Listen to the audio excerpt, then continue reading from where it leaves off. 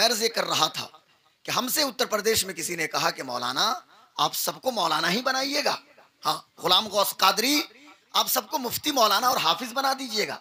हमने कहा मोबाइल है आपके पास? कहले हाँ है। गूगल सर हैं? हाँ चूंकि गूगल सर तो बड़े सर हैं आजकल, गूगल सर से जरा गूगल कीजिए तो मुसलमानों के कितने % बच्चे मदरसे में पढ़ते हैं।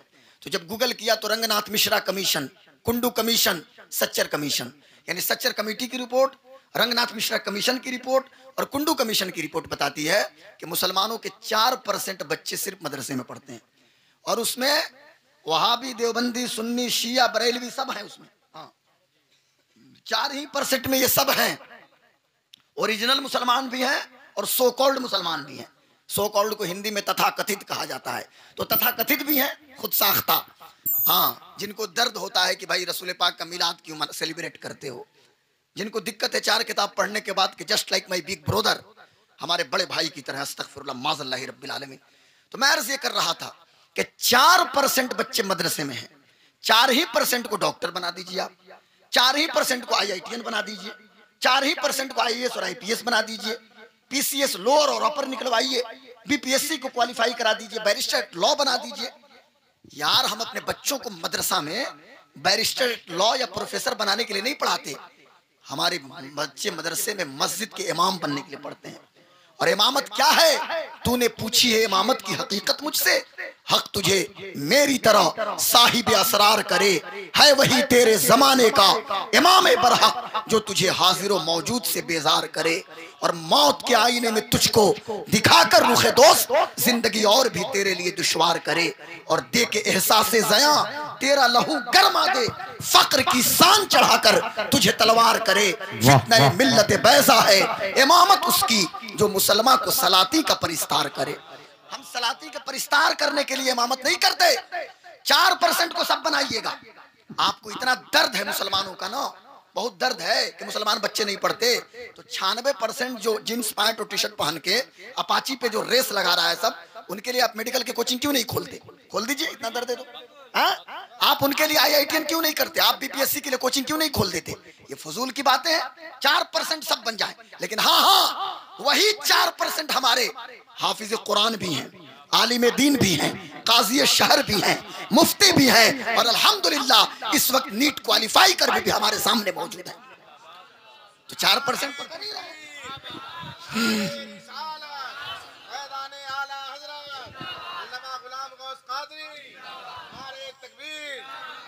और चूंकि जमील बाबू जिनकी शादी हो रही है, ये भी माशाल्लाह मुताला करते रहते हैं और पढ़ने का इनको शौक है, जबान भी इनकी अच्छी है, कलम भी बड़ा अच्छा है माशाल्लाह। मैं कहना ये चाहता हूँ कि अभी जो बाबू ने कहा, असरार बाबू ने, डॉक्टर असरार साहब माशाल्लाह, तो ये डॉक्टर असरार साहब हैं, अब MBBS करेंगे, अब इनकी मर्जी होगी तो MD करें चाहे MS करें, है ना, तो इनकी मर्जी के ऊपर है। तो MD MS जो भी करना है करें माशाल्लाह, और हाफिज भी हैं। इन पे रंग चढ़ गया है मोहब्बत रसूल का। अब ये रंग ना तो ऑक्सफोर्ड उतार पाएगा ना तो कैम्ब्रिज, वो रंग अपना तो पेश करेंगे पर वो रंग तो नहीं ना उतरेगा जो रंग हजरत बिलाल की मोहब्बत का रंग है, जो वैसे करनी की मोहब्बत का रंग है। लेकिन एक बात इनकी बड़ी अच्छी लगी मुझे और जो मैं भी अक्सर कोट करता हूँ कि हम करोड़ों का मकान बनाते हैं, ड्राइंग रूम, लॉबिंग रूम, क्या बैतुल्लाह भाई, ये रूम वो रूम, कभी उसमें स्टडी रूम बनाने की भी प्लानिंग हमने किया कि नहीं किया? काश के स्टडी रूम भी उसमें हम बना लेते। मालूम है, आप चले जाइए गोपालगंज कचहरी या सीवान में, नॉर्मल जो वकील होगा ना, दीवानी का या फौजी क्या क्या सब वकालत के सब पेशे होते हैं ना, अलग अलग डिपार्टमेंट, उसका कोट का बटन भले से टूटा है लेकिन उसके फूस की छप्पर के नीचे जाइएगा किताबों का अंबार आपको दिखाई देगा। हमारे यहाँ किताबें नहीं है, पढ़ने पढ़ाने का माहौल नहीं है, इसलिए किताबों से अपना रिश्ता मजबूत कीजिए। और मैं आपको बताऊं, मैथमेटिक्स हो, फिजिक्स हो, केमिस्ट्री हो, स्टैटिस्टिक्स हो, और मैथमेटिक्स में अलग अलग जितने भी डिपार्टमेंट हैं, स्फेरिकल ट्रिग्नोमेट्री या प्लेन ट्रिग्नोमेट्री या एजुकेशन के जितने डिपार्टमेंट हैं, पूरी दुनिया में मैं डंके की चोट पे कहता हूं कि पूरी दुनिया में एहसान है मुसलमानों का। मुसलमान ना होते तो ना तो आज मेडिकल साइंस होती और ना तो आज कोई भी किसी भी साइंस का कोई डिपार्टमेंट मौजूद ना होता अगर मुसलमानों की किताबें मौजूद ना होती। और मैं आपको बताऊं, स्पेन जहां पे हमने हुकूमत की ना, एक जमाना था कि गरनाता में, अशबेलिया में, करतबा में स्पेन के इलाकों में लोग अपने बच्चों की उंगली पकड़ के खड़े होते थे कि हमारे लड़के का एडमिशन यहां पे हो जाए। स्पेन की सरजमीन पे हमने इल्म आगही की रोशनी पूरी दुनिया में आम किया है। आपके पास गूगल है तो गूगल कीजिए, पता चल जाएगा। Who is the father of chemistry. यहाँ तो hydrogen, helium, lithium, beryllium, boron, chemistry के 5 एलिमेंट्स के नाम याद आ गए। अब वो मौलाना पे कमेंट करना शुरू कर देगा और हमारा मौलाना तो आपको सुना देगा 118 एलिमेंट फटफट। अभी आप इसे कुरान आयरन से लेके और फिर आयरन को फेरम क्यों कहते हैं, Fe उसका केमिकल फार्मूला क्यों हुआ, आई होना चाहिए ना। मैं केमिस्ट्री नहीं जानता लेकिन मैं आपसे पूछ रहा हूं क्योंकि आप तो केमिस्ट्री पढ़े होंगे इसमें। तो केमिस्ट्री क्या है, कौन फादर ऑफ केमिस्ट्री है? तो आपका विकिपीडिया जवाब देगा कि mister Jabir ibn Hayyan, Jabir ibn Hayyan is the father of chemistry. अब मैं आपसे पूछूंगा who is Jabir ibn Hayyan, कौन है जाबिर इब्ने हय्यान? तो आप हैरान हो जाएंगे, ये जाबिर इब्ने हय्यान हजरत इमाम जाफर सादिक के शागिर्द हैं। और इमाम जाफर सादिक कौन है? हजरत इमाम बाकिर के बेटे हैं। और इमाम बाकिर इमाम ज़ैनुल आबिदीन के बेटे हैं। और ज़ैनुल आबिदीन इमाम हुसैन के बेटे हैं। और हुसैन हजरत अली के बेटे हैं। इल्म की बहारें हमने आम किया है। अलजबरा की बात करते हो, a + b whole square equal to a² + b² + 2ab। और मालूम देगा बहुत बड़े दक्काक मैथमेटिशियन है। मौलवी साहब को तो कुछ भी नहीं पता है। अरे हम क्या जानते हैं? एक लड़के को NaCl सिर्फ याद था, NaCl H2SO4 और उतना ही याद कर रहा है NaCl। अरे आगे तो बढ़ो ना, केमिस्ट्री की इक्वेशन को बैलेंस कैसे करनी है तुम्हें पता है? फिजिक्स में न्यूमेरिकल कैसे तुम मुकम्मल करोगे? जूलॉजी जरा मुझे बताओ। एजुकेशन के जितने भी डिपार्टमेंट हैं, लेकिन ये तो हमने बड़ी तकरीरें की, मैं भी करता हूं, रोजाना कर रहा हूं तकरीरें, आगे भी इंशाल्लाह करता रहूंगा। हमने तो बता दिया कि Jabir ibn हय्यान father of chemistry है। अल-बैरूनी या अल-खारज़मी या और भी जो बड़े बड़े, रेहान अल-बैरूनी हो या बड़े बड़े लोग जो गुजरे हैं, ये सब तो गुजर चुके ना। अभी हम क्या है इस पे सोचने की जरूरत है। क्या हजरत, ये तो हमारे बड़े थे, हाँ, इनके बारे में हमने खूब बयान किया। और मैं बार बार कहूंगा, कुछ ये दानिश्वर हमारी कौम के हैं ना, जिनको मैं दानशूर कहता हूं, दानिश्वर नहीं, हाँ, ये इंटेलेक्चुअल, ये सो कॉल्ड इंटेलेक्चुअल होते हैं। ये सिर्फ ज्ञान देते हैं। 9:54 हो गए, 1 मिनट मेरे पास टाइम है, सिर्फ 55 पे गुफ्तगू एंड करना है, फिर सलाम, फिर हजरत की दुआ। हाँ, चूंकि वक्त पे खाना मिल जाए तो बड़ी बात है। चूंकि मैं तो कुछ और सोच के आया था, रास्ते में गाड़ी में बैठा तो सोच रहा था कि कुछ और खिताब करना है, लेकिन असरार बाबू ने जो बयान किया तो मैंने अपने टॉपिक को चेंज किया। हाँ, इस पे जरा सुन लीजिए, बहुत गौर से सुनिएगा। बात क्या चल रही थी? हाँ, बात ये चल रही थी, नहीं खाने का भी वक्त है ना, बात ये चल रही थी कि वो तो हमारे बड़े थे, अल-बैरूनी हो, अल-खारज़मी हो, उमर खय्याम हो, जाबिर इब्ने हय्यान हो, ये बड़े बड़े हमारे थे। अभी हम क्या हैं? कभी हमने सोचा हम क्या हैं? तो हम तो इसी में लगे हुए हैं, शेख, पठान, अंसारी, फलाने चिलाने ढमकाने। अरे क्या हो, वहदत उम्मत की बुनियाद पे ला इलाहा इल्लल्लाह मुहम्मदुर रसूलुल्लाह, ये सबसे मजबूत रिश्ता है। इस रिश्ता की बुनियाद पे हमें पहले एक होने की जरूरत है। जात और बिरादरी के नाम पे हमने पार्टीशन कर दिया है और बातें बड़ी बड़ी करेंगे, भूल गए यही मस्जिद नबवी है। और जब हजरत अबू ज़र ग़िफ़ारी जैसा शख्स, अबू ज़र ग़िफ़ारी जो फक्र का इमाम, बात सिर्फ हजरत बिलाल से कुछ हो गई और कह दिया था इतना, कहे काली माँ के बेटे हजरत बिलाल को, ये बात हजरत बिलाल के दिल को लगी थी, आंखों से छम छम आंसू गिरे, कौनैन के वाली की बारगाह तक पहुंच गए। जब मुस्तफा जाने आलम को खबर हुई, मेरे आका जलाल की कैफियत में आ गए और आका इरशाद फरमाते हैं, क्या अबू ज़र से अभी तक जहालत नहीं गई? क्या अबू ज़र से अभी तक जहालत की तारीकी नहीं गई? जब अबू ज़र को खबर हुई कि मेरे आका नाराज हो गए हैं, तो अबू ज़र जमीन पे लेट गए और कहा था, बिलाल अपने कदमों से अबू ज़र के चेहरे को रौंद दे। लेकिन बिलाल भी तो बिलाल थे, अबू ज़र को उठाया है, सीने से लगाया है, कहा भाई मैंने तुझे माफ किया, गुस्से की वजह से तुमने बोल दिया। ये जो इक्वलिटी है, ये जो समानता है, ये जो सोशल जस्टिस है, ये अगर ग्रास रूट पे किसी ने उतारा है तो मोहम्मद अरबी मोहम्मद रसूलुल्लाह ने इसको उतारा है। तो इसलिए मैं कहना चाहता हूं कि सबसे पहले तो इस चीज को खत्म करने की जरूरत है। और दूसरी चीज, अल्लाह की बारगाह में कौन गोरा है कौन काला है ये सब नहीं देखा जाता। हाँ, कौन फलाने हैं, कौन शेख हैं, कौन ये हवारी है, कौन अंसारी है, कौन हज्जाम है, ये सब कुछ नहीं देखा जाता। रब की ना तो कपड़े की कैफियत को देखा जाता है, अल्लाह की बारगाह में दिल की कैफियत को देखा जाता है। दिल को दुरुस्त किया जाए और दिल का रिश्ता सब्ज गुंबद के मकीन से मजबूत किया जाए।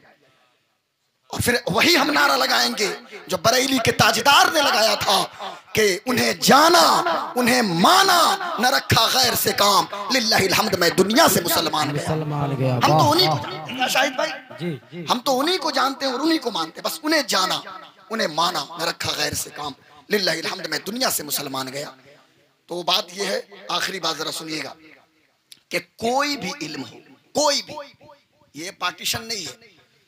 एक जगह हदीस शरीफ में बात मिलती है कि अल इल्मो इल्मान, इल्मुल अदियान व इल्मुल अबदान, कि दीन की तालीम और जिस्म की तालीम। तो फोकस तो किया गया इल्म तिब पे कि तिब जो है मोमिन की खोई हुई नेमत है, उसे हासिल करना चाहिए। लेकिन मैं कहना चाहूंगा कि हर शोबे में आपकी जरूरत है, मेडिकल हो, इंजीनियरिंग हो, मेडिकल में भी बहुत सारे डिपार्टमेंट हैं।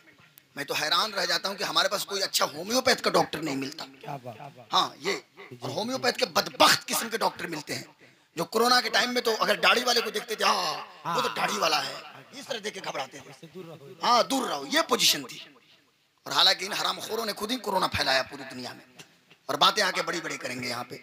मैं अर्ज ये करना चाहता हूँ मेरे दोस्तों, कोई जरूरी नहीं कि सब लोग MBBS हो जाएं, उसमें कई डिपार्टमेंट है, उसमें आप जाएं, फार्मेसी का डिपार्टमेंट है, BMLT का डिपार्टमेंट है, आप फिर आए इंजीनियरिंग के शोबे में सैकड़ों ब्रांचेस मौजूद हैं, वहां पे आप जाएं। कोई जरूरी सब लोग IITian हो जाएं, फिर आप एडमिनिस्ट्रेशन के शोबे में आए तो कोई जरूरत नहीं है कि आप IAS ही हो जाएं, आप लोअर PCS से भी आगे जा सकते हैं, आप BPSC भी निकाल सकते हैं। आप फिर एजुकेशन डिपार्टमेंट में आए तो आप टीचर से लेकर आप बहुत आगे तक जा सकते हैं, हर तमाम तरह के उलूम को हासिल करें आप। लेकिन याद रखिएगा A+B² तो एक स्कूल में पढ़ाया जा सकता है, न्यूटन का मोशन लॉ तो मेरा बेटा जान सकता है, अल्बर्ट आइंस्टाइन का रूल ऑफ रिलेटिविटी E=mc², ये तो मेरी बेटी को खबर हो सकती है, गैलीलियो के बारे में मेरी बिटिया तो जान सकती है। लेकिन याद रखना, हमने अपने बेटे को कन्वेंट में भेजा, मॉन्टेसरी में भेजा, न्यूटन को मेरा बेटा जान गया, गैलीलियो को मेरी बेटी जान गई, आइंस्टाइन को मेरा बेटा जान गया। लेकिन कौन बताएगा कि खालिद बिन वलीद की अजमत क्या है? कौन बताएगा साद इब्न अबी वक्कास कौन है? कौन बताएगा मोहम्मद इब्न कासिम कौन थे? कौन बताएगा सुल्तान सलाहुद्दीन अय्यूबी कौन थे? कौन बताएगा नूरुद्दीन जंगी कौन थे? कौन बताएगा शम्सुद्दीन अल-दमश कौन थे? तो ये न्यूटन और अल्बर्ट आइंस्टाइन पढ़ाने वाले नहीं बताएंगे, बल्कि मस्जिद की चटाई पे बैठने वाला आपका इमाम बताएगा, और मदरसे की दरसगाह में बैठने वाला आपका मुदर्रिस आपको बताएगा। नारे तकबीर, नारे रिसालत, सरकार की आमद, दिलदार की आमद, जश्न शादी खाना आबादी, नारे तकबीर। ये तमाम चीजें तो हम सीख लेंगे, लेकिन जब एक इमाम के सामने मेरा बेटा जानुए तलम्मुस्तह करेगा तो फिर मेरा इमाम बोलेगा अल जन्नतु तहत अक़दाम उम्महातिकुम, जन्नत तो तुम्हारी माँ के कदम के नीचे है। फिर हमारा इमाम समझाएगा कि एक बाप की दुआ उसके बेटे के हक में ऐसी है जैसे नबी की दुआ उनकी उम्मत के हक में है। फिर मेरा इमाम बताएगा रास्ता चलने का तरीका क्या है, गुफ्तगू करने का अंदाज क्या है, शौहर और बीवी की आपस के हुकूक क्या है, उनकी जिम्मेदारियां क्या हैं। इन तमाम चीजों के बारे में ये वही लोग बताएंगे जो एक टूटी हुई चटाई पे खड़े होकर कौम की अमानत इनके सीने में होती है और इमामत के फराइज को अंजाम दे रहे हैं। खुदारा 5,000 और 6,000 पे हम किसी इमाम को खरीदते नहीं है, हिकारत से मत देखिएगा। और मैं कहना चाहूंगा हर जगह की मस्जिद के इमाम की तनख्वाह कम से कम 10,000 होनी चाहिए। मैं रोजाना अपनी तकरीरों में कह रहा हूँ जिस गांव में जा रहा हूँ कि 10,000 से कम किसी तरह कोई तनख्वाह ना हो। ये क्या हमने ड्रामा बना लिया है 3,000, 5,000, 6,000? क्या कोई हैसियत है? हमारी जेब से पैसे दीगर चीजों में निकल जाए, मस्जिद का इमाम खुश नहीं रहेगा, बाहर से मुझको तकरीर करने के लिए बुलाया जाएगा, इतने नजराने पेश कर दिए जाएंगे और इमाम साहब हमारे नाराज रहेंगे। ऐसा कुछ नहीं होना चाहिए साहब। इमाम को खुश रखो, मस्जिद के इमाम को खुश रखो। ये खतीब तो कभी कभी आपके बीच आ जाएंगे, तकरीर कर लेंगे, ये शायर तो कभी कभी आएंगे, लेकिन मस्जिद का इमाम एक मोहल्ले का गार्जियन होता है, मोहल्ले का नुमाइंदा होता है, उसकी दुआओं के सदके में अल्लाह रिज्क नाजिल करता है। इसलिए उनकी इज्जत कीजिए और उनकी कदर कीजिए। यहाँ के बारे में तो मुझको नहीं पता कि यहाँ के कौन इमाम साहब हैं? अच्छा माशाल्लाह माशाल्लाह, ये मत समझिएगा भाई इमाम साहब ने कोई बात कह दिया था। अरे माशाल्लाह मुबारक हो, गोया कि यकीनन ये सही मानों में गार्जियन है जब 25 साल से नुमाइंदगी कर रहे हैं। मैं कहना ये चाहता हूं मेरे दोस्तों, मेरे बुजुर्गों, बात से बात निकलेगी तो बड़ी लंबी बात हो जाएगी। बस आखिरी बात, हमारे अब आप देख रहे हैं कि शादी एक मौलाना की हो रही है, शादी एक हाफिज कुरान की है, शादी एक आलिम दीन की है, कल निकाह की तकरीब एक हाफिज कुरान की निकाह की तकरीब है। आज ये उलमा की मजलिसें और ये बहारें हमें दूसरी जगह नहीं दिखाई देती। आप जरा देखिए उस हाफिज कुरान को कि जो अपना निकाह भी कर रहा है तो मुस्तफ़ा जाने आलम की सुन्नत के मुताबिक कर रहा है। अल्लाह इस निकाह को सलामत रखे, जौज़ैन के दरमियान बेपनाह मोहब्बत दे और इनकी नस्लों में अल्लाह ताला बरकत नाजिल फरमाए। और बात ये थी आखिरी कि अपने बच्चों को पढ़ाइए। ये मेरे हाथ में पेन है, the pen said I am the king of the world, कलम गोयत के मन शाह जहानम। कलम ये कहता है कि मैं सारी दुनिया का बादशाह हूँ। अपने बच्चों के हाथों में कलम की ताकत थमाओ।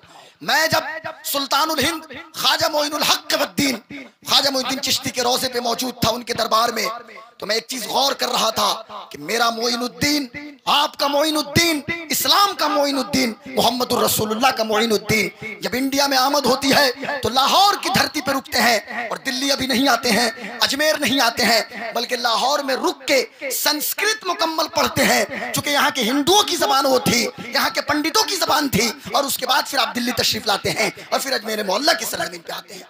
तो पढ़ना तो पड़ेगा ना भाई, इल्म तो अब मेहनत तो करनी पड़ेगी। और नहीं कीजिएगा तो नॉन मैट्रिक में plumber, fitter, welder, electrician, AC technician बन के जाइएगा तो फिर ECR पासपोर्ट बनेगा, इमिग्रेशन चेक रिक्वायर्ड, तो फिर दिल्ली एयरपोर्ट में उधर ठेलेगा सब आपको पीछे। हाँ, हम लोग भी जाते हैं बाहर तो ECNR हमारा पासपोर्ट है, क्योंकि ग्रेजुएशन की बुनियाद पे बना है। और ग्रेजुएशन की बुनियाद पे नहीं बनता पासपोर्ट, बल्कि मैट्रिक ही लगता है वहां पे। मेन चीज मैट्रिक ही फैसला करता है कि ECR है कि ECNR है। तो हम लोगों की फौरन एंट्री हो जाएगी। और नॉन मैट्रिक मैं मना नहीं करता, हमें प्लम्बर की जरूरत है, हाँ हमें फिटर की जरूरत है, हमें वेल्डर की जरूरत है, हमें इलेक्ट्रिशियन की जरूरत है। दूसरों के सामने हाथ फैलाने से बेहतर मेहनत और मजदूरी करना है। लेकिन क्या जरूरत है कि सब लोग वही करें? उसमें जो जीनियस लोग हैं वो पढ़ें और कुछ काम भी करें, हुनर भी तो जानना है ना। और याद रखना एक चीज, मैं आखिरी बात बता दूं कि रेहड़ी लगा के सब्जी बेचने वाला मुसलमान, धर्मबारी चौक में पान बेचने वाला मुसलमान, या ठेले पे कपड़े की तिजारत करने वाला मुसलमान, या इस गांव के खेत में हल चलाने वाला मुसलमान, ये अमेरिका के प्रेसिडेंट जो बाइडन से भी खुशनसीब है इस माने में कि उनके लब पे कलमा नहीं है और इसकी जबान पे कलमा ला इलाहा इल्लल्लाह मुहम्मदुर रसूलुल्लाह। तो आप अपने आप को एहसास कमतरी की क्यों शिकार कर रहे हैं भाई? आपको डिमोरलाइज होने की जरूरत नहीं है, आपको अवसादग्रस्त होने की जरूरत नहीं है। आप तो वो हैं कि आपके हाथों में दामने मुस्तफा है। अब इससे बड़ी दौलत क्या चाहिए आपको? लेकिन बस मेहनत कीजिए, मशक्कत कीजिए, खाली मत बैठिए। PUBG free fire, PUBG free fire, हाँ यही चल रहा है आजकल। 4 तो छोकरा बैठेगा सब ऐसे मार मार मार मार मार, किसको मारना है? हाँ आज तक हमको हजरत समझ में मार मार मार, ये किसको मारना है रे भाई? मुझे बताओ तो। मैट्रिक में फेल हो गए, मार मार मार, इंटर में फेल, मार मार मार, इंटर में फेल, हाँ क्या हजरत इंटर में फेल हो गया मारे मार के चक्कर में, मैट्रिक में फेल है, मार मार मार। ये कौन सा सिस्टम है भाई? ये हर चौक आप देखिएगा, चौक चौराहे 4 तो बैठता है सब, 4 हाँ रात भर, पूरी रात 10 छोकरे बैठ जाएंगे इधर ही, 10 छोकरा उधर बैठ गया, कोई उधर बैठ गया और मार मार शुरू कर दिया। ये वर्चुअल लाइफ ने हमारे वजूद को तबाह बर्बाद कर दिया है। ये वर्चुअल लाइफ हमारी जिंदगी को अजीरन बना दिया है। वर्चुअल लाइफ की दुनिया से बाहर आओ, रियल लाइफ की दुनिया में इस्तकबाल किया जाएगा। और रियल लाइफ का नुमाइंदा कोई और नहीं बल्कि मुस्तफा का अबू बकर है, हमारा अबू बकर है जो रियल लाइफ में हमारी नुमाइंदगी कर रहा है। रियल लाइफ का नुमाइंदा हमारा कोई और नहीं बल्कि इस्लाम का उमर, आपका उमर, दुनिया का उमर, मोहम्मद रसूलुल्लाह का उमर, हजरत फारूक आजम है जो आपको रियल लाइफ में नुमाइंदगी आपकी करेंगे। हमारा कौन नुमाइंदा है रियल लाइफ का? हजरत उस्मान गनी है, हजरत अली है, हजरत अमीर मुआविया है। और मैं डंके की चोट पे कहता हूँ, ये कौन मौलवी खबीस है जो माइक पे खड़ा होके हजरत अमीर मुआविया के खिलाफ जबान कुत्ते की तरह चलाता है? ये क्या ड्रामा है? तुम्हारी हैसियत है और पीर लोग आके नीचे बैठे रहते हैं और मौलवी की तायीद करते। लात मारो ऐसे मौलवियों को कि जो किसी सहाबी के खिलाफ जबान खोले। हर सहाबी नबी जन्नती, हर सहाबी नबी जन्नती है, वो हजरत अली हो या हजरत अमीर मुआविया हो, सब हमारे सर के ताज हैं। और ये नारा मेरा नहीं है, ये नारा बरेली के ताजदार इमाम अहमद रजा खान फाजिल बरेलवी का है। और मेरे इमाम ने तो फैसला कर दिया, हम कहीं और नहीं जाएंगे, हम बरेली चलते हैं। मेरे इमाम ने तो फैसला कर दिया, अहले सुन्नत का है बेड़ा पार, असहाबे हुजूर नज्म है और नाव है इतरत रसूलुल्लाह की। हम अहले बैत को भी जानते हैं, असहाबे मुस्तफा को भी जानते हैं। तो हजरत अमीर मुआविया हमारे नुमाइंदा, हाँ हमारे नुमाइंदा इमाम हुसैन है। हम हुसैनी हैं, हुसैनी। पूरी दुनिया यजीदी हो जाए फिर भी हम हुसैनी थे, हुसैनी हैं और हुसैनी रहेंगे।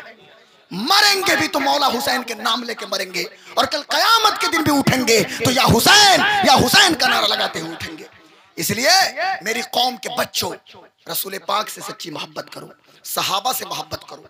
और क्या हुआ भाई पेन? हाँ, ये कलम की ताकत अपने बच्चों को जरूर पकड़ाइए। अल्लाह की बारगाह में दुआ है कि अल्लाह इस मजलिस को कबूल करे और अल्लाह ताला इस तकरीब में बेपनाह बरकत दे।